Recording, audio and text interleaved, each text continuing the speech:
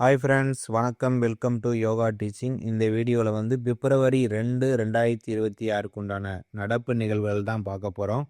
முழுக்க முழுக்க இந்த வீடியோவில் வந்து யூனியன் பட்ஜெட் 2026ல் ஒரு மேலோட்டமான ஹைலைட்டடான பாயிண்ட்ஸை மட்டும் தான் கோத்ரூ பண்ணி ஒரு 10லேருந்து ஒரு 12 பாயிண்ட் எடுத்திருக்கேன்.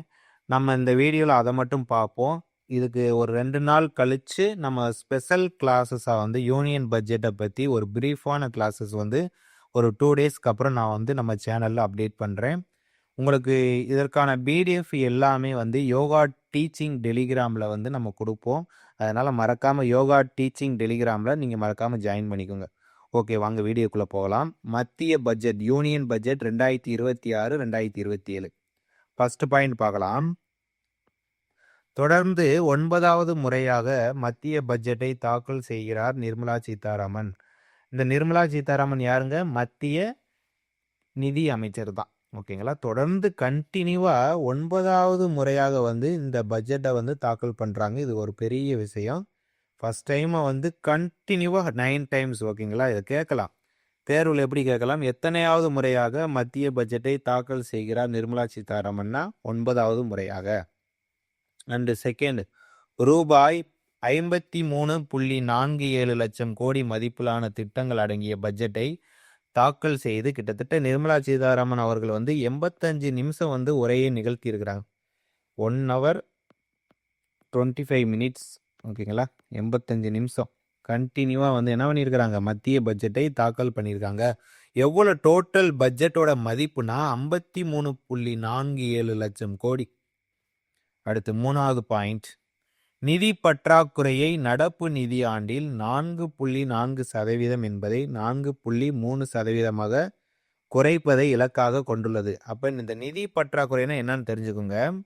இப்போ உதாரணத்துக்கு நம்மளுடைய இந்தியாவுடைய வருமானம் ஒரு 100 ரூபா வருதுன்னு வைங்களேன். ஆனால் செலவு வந்து பார்த்தீங்கன்னா 104 ரூபா கிட்ட வருது. அப்போ வரவை விட செலவு அதிகமாக இருக்கிறதுனால தான் இதை வந்து நிதி பற்றாக்குறைன்னு சொல்கிறாங்க. அதை வந்து ஒரு 0.1 கம்மி பண்ணணுமா, 4.4% நிதி, அதாவது நடப்பு நிகழ்வு, அதாவது இந்த நிதி ஆண்டில் 4.3% குறைக்கணும் அப்படின்னு சொல்லி இலக்கா ஃபிக்ஸ் பண்ணியிருக்காங்க. இதைத்தான் நிதி பற்றாக்குறைன்னு சொல்கிறோம். வரவை விட செலவு அதிகமாக இருக்குது, அதுதான் நிதி பற்றாக்குறை. அவ்வளோதான். 4th பாயிண்ட், 2026-27 நிதி ஆண்டில் மொத்த சந்தை கடன் வந்து பார்த்தீங்கன்னா 17.2 லட்சம் கோடியாக இருக்கக்கூடும் என்று கணிக்கப்பட்டுள்ளது. அதுதான் நான் சொன்னேன், நிதி பற்றாக்குறையிலே சொன்ன மாதிரி நமக்கு வரவை விட செலவு அதிகமாக இருக்கனால நமக்கு எக்ஸ்ட்ரா வந்து அமௌண்ட் தேவைப்படுது. ஏன்னா கிட்டத்தட்ட 53.47 லட்சம் கோடி வந்து பட்ஜெட்டோட மதிப்பு. ஆனால் நம்மக்கிட்ட வந்து கடன் வாங்காமல் வரவு வந்து கிட்டத்தட்ட ஒரு 36 லட்சம் கோடி இருக்குது. அப்போ ரிமைண்டர் ஒரு 17 கோடியை வந்து நம்ம கடன் வாங்க போகிறோம்னு சொல்லிட்டு பட்ஜெட்டில் தாக்கல் பண்ணியிருக்கிறாங்க. இது ஒரு ஆபத்தான விஷயம்லாம் இல்லை. ஏன்னா நிதி பற்றாக்குறை வந்து 2லேருந்து 6% வரைக்கும் இருக்கலாம். இங்கே நமக்கு 4.3 தான். இது வந்து ஒரு பெரிய ஆபத்தான விஷயம் இல்லை. இதை வந்து நம்ம ஃபேஸ் பண்ணிக்கலாம். அடுத்த 5வது பாயிண்ட், குறு சிறு நடுத்தர நிறுவனங்கள் MSME துறையில் எதிர்கால வெற்றியாளர்களை உருவாக்குவதை நோக்கமாக கொண்டு மத்திய பட்ஜெட்டில் வந்து கிட்டத்தட்ட 10,000 கோடி வளர்ச்சி நிதி அறிவிக்கப்பட்டிருக்காங்க. சின்ன சின்ன வேலை வாய்ப்புகளை உருவாக்கக்கூடிய நிறுவனங்கள்லாம் இருக்கும். அவங்க வந்து அவங்க துறையில் சாதிக்கிறதுக்கு வந்து மத்திய சென்ட்ரல் கவர்மெண்ட்டு ஒரு சப்போர்ட் பண்ணுறாங்க.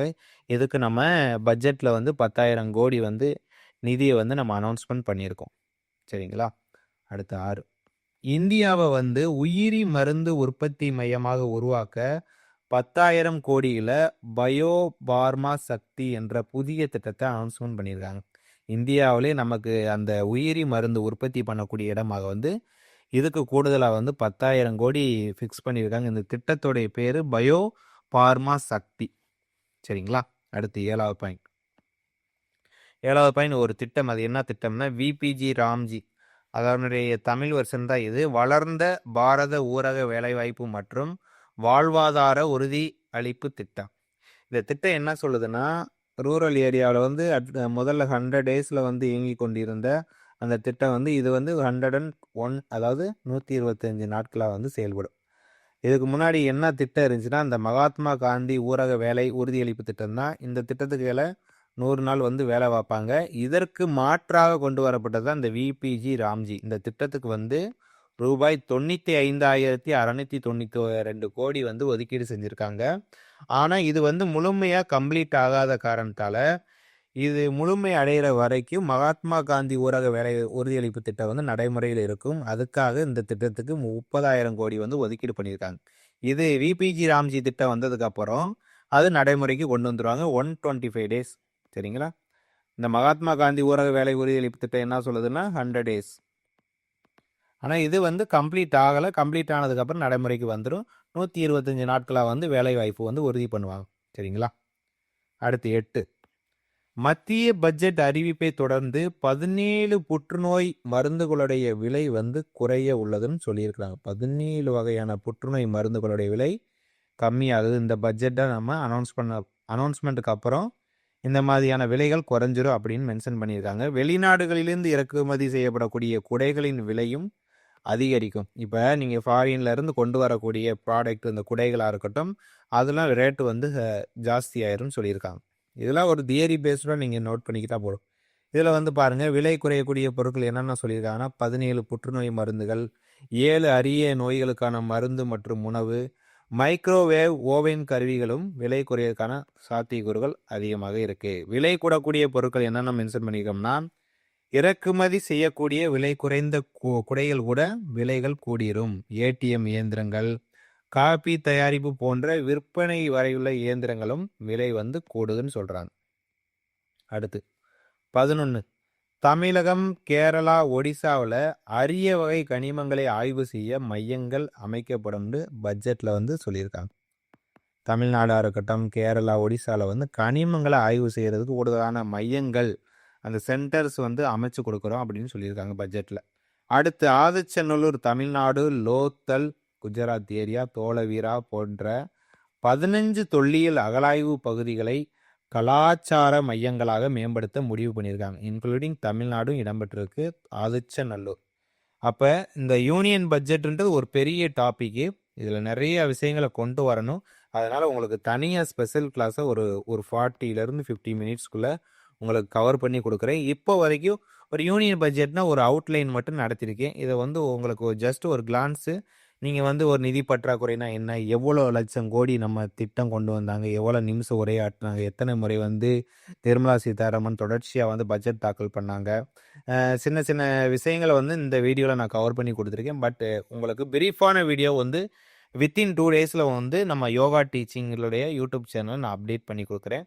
இப்போதைக்கு இந்த 12 பாயிண்ட்ஸை மட்டும் நீங்கள் கோத்ரோ பண்ணால் போதுமானது. சரிங்களா? உங்களுக்கு டெஃபினட்டாக 2 டேஸில் வந்து இதை யூனியன் பட்ஜெட்டை பற்றி தனியாக ஸ்பெஷல் கிளாஸாக உங்களுக்கு நடத்தி கொடுத்து அதனுடைய பிடிஎஃப் வந்து நம்ம யோகா டீச்சிங் டெலகிராமில் நான் அப்டேட் பண்ணி கொடுத்துறேன். நம்ம சேனலுக்கு தொடர்ச்சியாக உங்களுடைய சப்போர்ட் அண்ட் ஆதரவு ரொம்ப ரொம்ப முக்கியம். மறக்காமல் யோகா டீச்சிங் சேனலை சப்ஸ்கிரைப் பண்ணி சப்போர்ட் பண்ணுங்கள். Thank you so much. அடுத்த வீடியோ சந்திக்கலாம். நன்றி.